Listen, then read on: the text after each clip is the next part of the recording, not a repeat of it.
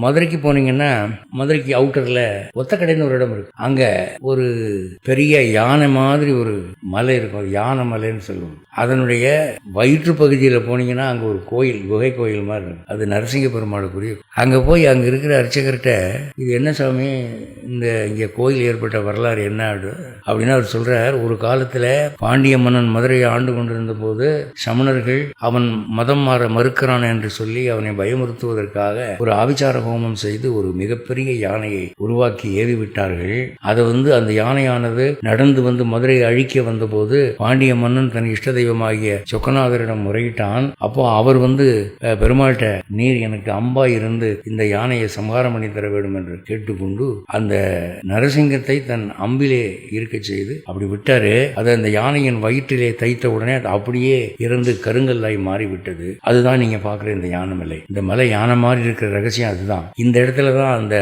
அம்பு தைத்த இடம். அதன் ஞாபகமாக இங்கே குகை கோயிலாக நரசிம்மர் எழுந்திரு இருக்கிறார் என்று சொல்லுவார். அதனால மதுரை போய் பார்க்கணும்னு நினைக்கிறவங்க சும்மா திருமலை மகாலையும் தெப்பக்குளத்தையும் பார்த்துட்டு வந்துடுறாங்க. இந்த மாதிரி எல்லாம் சில மூலை முடுக்குகள்ல அற்புதங்கள் இருக்கு, திவ்ய சரித்திரங்கள் இருக்கு.